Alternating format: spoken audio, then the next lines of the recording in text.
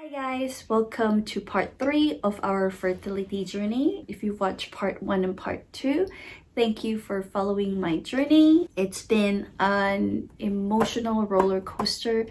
Just a quick summary. We so far had 3 IVF cycles, like full IVF cycles, and all 3 didn't end up well. We now have 2 frozen embryos. After my miscarriage and having the suction DNC, we've decided to rest for a while and just enjoying the holiday because this happened in December, early December. So we just enjoyed the holiday and just we went for a family holiday with my in-laws, so we had a great time. And then my husband and I also went for my birthday. We went away, just out of town, with our dog. Went to the beach because for me the beach is always the most relaxing place for me. So we did that. We definitely had a great time. I was able to regain my strength basically and heal emotionally somehow and just become better from what we've been through in 2020. Yeah, 2020 was really a difficult year. I know the pandemic happened, it was really hard. And then plus, obviously we're having, this journey as well that's adding to it as well. So it was really a difficult year for us. So come Jan 2021, this was late January was when we had an appointment with doctor again, fertility, the same fertility clinic that we had the second and the third cycle. So this time we just had to go there and not do the full cycle because we have the 2 frozen embryos. So we're gonna go ahead with the frozen embryo. We asked the doctor if we can have the embryos tested for genetics, but because they're frozen, so they couldn't do it anymore. After the suction DNC, I think my cycle just got messed up, and for some reason my period was late and things like that. So we had to wait till March 18 was when the frozen embryo was transferred. So I was scheduled for the frozen embryo because with the frozen embryo, because you're not injecting the medicine anymore, I still had to obviously report when I had my first period for that cycle, just so I can go back and do my blood test so they can track when I'm ovulating. So we did that. So I did blood tests as they tell me to, and I had to go in so they can, I think I also had a scan still, just so they know that my body is doing well for that frozen cycle.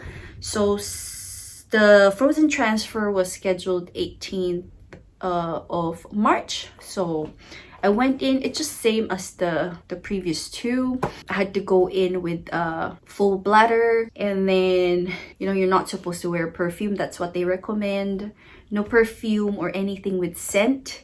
And then full bladder so that they know that they can see the difference between your bladder and your ovary. So there were like 3 people in the room. So one is my doctor, the second one is the fertility nurse, the third one is the lab, the embryologist who's handling the embryos, because obviously they had to thaw the embryo for the transfer. It wasn't painful, but it was uncomfortable. The reason in saying that is because when you're doing your pap smear, the doctor had to put that clamp thing so that they can open your private.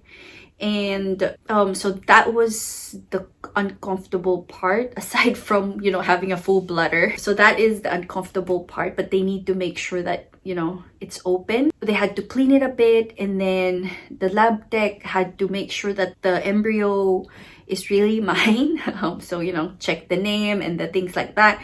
And then when they put it in, you can actually see it in the monitor that the embryo is being transferred, because you can see like a tiny dot actually, and then when the needle left, you'll see that dot in your ovary. It's really amazing. And then after that, the embryologist had to check just to still make sure that 100% that the embryo has been transferred successfully and it wasn't left in the like that needle tube thing. So yeah, it was transferred successfully. After that, it only took like less than 30 minutes. It was really quick. It was really quick. And after that, you just go about your day. You can do anything, just not, you know, obviously if you want to rest, you can. But I think I was just not supposed to do some heavy exercise or whatever. But you can go go back to what you were doing before, like, you know, I can go back to work and things like that. But I decided not to. I took the day off just for the transfer. I went alone this time. Yeah, I went alone for the transfer because my husband had to work because it was just a quick session. So yeah. So I did that. That's that. Then after the transfer, it's the waiting game again. I had to wait for 2 weeks.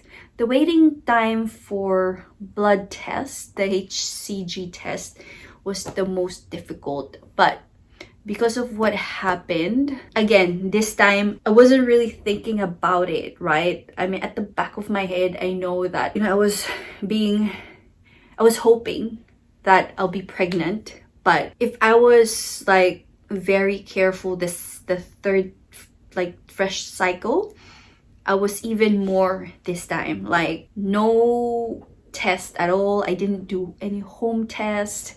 When I was feeling something, I just brushing it off. I didn't want to think about it at all. I was just thinking that if it'll happen, it'll happen. Like, Christina, don't think about it too much. For some reason, I was trying to protect myself from being disappointed again. That's why I was being so careful to not overly excited or overly happy about it. So after 2 weeks, I had the blood test and good news. It was a positive result. My HCG level was really good. And the nurse was like, when she was delivering the news, I was so happy. Again, we were so happy. I actually, this time, I didn't do any home pregnancy test at all. I actually didn't. I'm not sure. I think I called my husband on the phone because the second, you know, the last one, I waited till I got home and then did the test and then showed my husband. But this time I just called him over the phone. I told him that I got the news from the nurse and we're pregnant. He was happy, but obviously he, you know, we're actually both the same. We were so reserved that we are happy, but we didn't want to be overly happy and celebrate too early until the scan. Our first scan was the 19th of April 2021, and our first scan, there was a heartbeat. It was so funny because when the doctor was scanning, you know, because they had to do a vag scan, because at this stage, if they do the tummy scan, they wouldn't see because it's just too small. The baby's just too small for them to see the like heartbeat and things like that. So they had to do a vag scan, and it's just so funny because when the doctor was looking at it, he immediately said, he you know, I could hear the doctor, you know, he said, "Oh, there, see, do you see the flicker? Do you see the flicker?" And I just couldn't see it because like the first, you know, the one before, the doctor was really quiet. It was a different doctor who did my scan, but this time it's really our like the fertility specialist doctor that was scheduled to do the scan for me. With the previous one, he was really quiet because he was trying to look for the heartbeat, right? And he couldn't. This time, when our doctor was doing it, he was like, "There, do you see it?" And then my husband was there. He was like, yes, I can see it. I can see it. There was like that tiny flicker, right? And I couldn't see it. I'm like, where? I couldn't see it. He's like, there. Look at that. It's beating really quick. Look. And I just couldn't see it, man. And then I had to really look for a while and stare at it. And then I could see it. I could see the heartbeat. It was the happiest day of my life. It was the happiest day of our lives. I've seen a lot of people who you know, when they find out that they're pregnant, they're able to celebrate right away, you know, I'll announce it to their family. But in our case, because we have been struggling, we just couldn't share the news with anyone yet. After that, we didn't share it with anyone yet. We just kept it to ourselves. We wanted to wait till we reached the stage wherein we're 100% sure that it's progressing really well, the baby's growing really well. We just couldn't, you know, share it. We just kept it to ourselves. So just quick update. So I am on my 10 weeks today, exactly 10 weeks today. And we just had our first appointment with my OB, and we just had this done.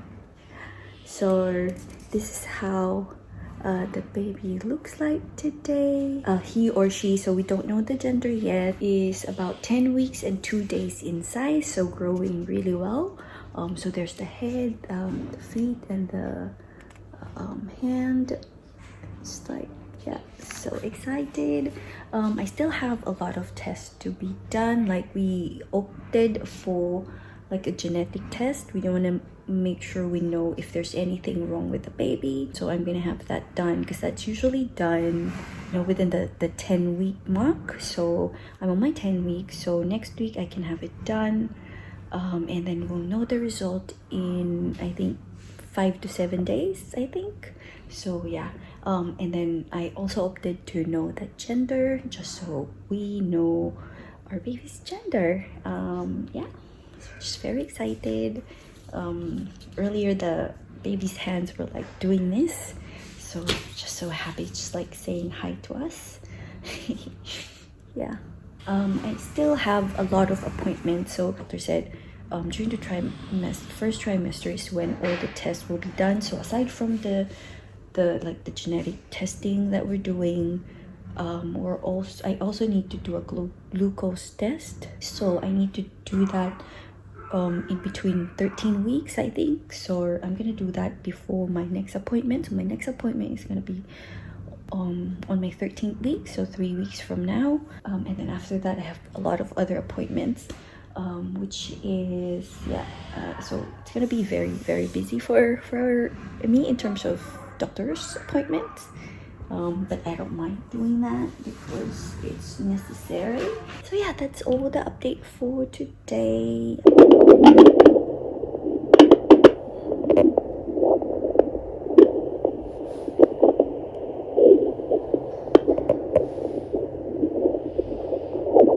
I bought this from Baby Doppler, and actually it's effective. I'm currently 12 weeks pregnant. I'm going to going to 13. We have a checkup with the doctor this coming Friday. So far so good. I still feel all the symptoms. And just a quick update, I don't think I was able to update you guys when I got the nest test. So we did the nest test, which basically tests the, you know, the things like Down syndrome, Edwards syndrome, something like that, like chromosome 21, 30 something. And I got an update. Like, I did that when I was like between 10 to 11 weeks. They were able to update me right away and confirm that there's very low probability, meaning there's very low chance of the baby having those syndromes. So, which is a really good sign. I decided to buy this because some of my tests or appointments with the doctor, it like will take like I'll have 3 to 4 weeks without appointment. So I'm just a bit paranoid, you know, because of what happened to me before. So I got this Baby Doppler just so I can, you know, at home, if I get worried and things like that, I can check the baby's heartbeat. And it actually comes with this. So sound booster looks like this. So this one I got it for about $99 Australian dollars. So not bad. They have the more expensive ones, but I got this one, which is the standard, which does the work anyway. So yeah.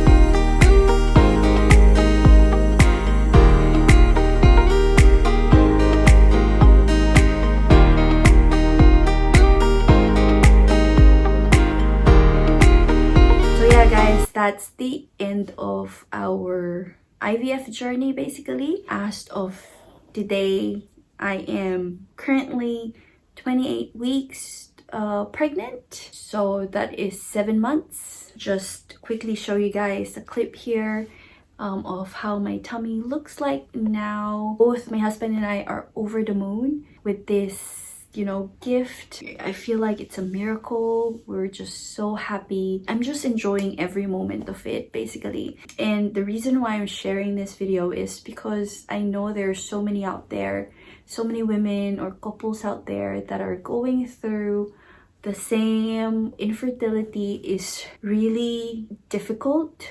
When you're going through it, feels like you're going through it alone, but I think it's really healthy. I think for me, very hesitant to really share a lot of it as I was going through the process, just because I didn't know how to tell people if something didn't go well. And it was just difficult for me to share when I was going through it. But I would encourage people to, if you have your family, friends that you will be there to support you while you're going through this, I would encourage you to share. It's always healthy to have someone to talk to about it, because as I've mentioned all throughout this video, it's really an emotional roller coaster. It's not straightforward. You'll go through ups and downs. One minute you're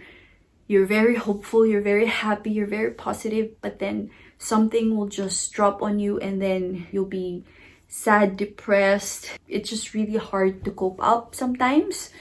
But in my case, I think I'm very lucky that, my husband has been there for me all throughout this process. He's been so supportive. He's been my rock, basically, helping me go through or cope up with my emotions. He basically helped me see the light. For those of you who are going through the same now, just know that you're not alone. I understand that it's a difficult journey, it's a difficult process as you're experiencing it, but just don't lose hope, and I really pray and hope that journey will end up with a positive pregnancy, which is what we all hope for. So yeah, that's basically it. Thank you guys so much for watching and following my fertility journey. Really appreciate it. Again, just remember you're not alone. There's a light at the end of the tunnel, and just don't lose hope. Life can be difficult sometimes, but we just have to hold on to it, and when the right time comes, it'll happen. All right? Thank you. Bye.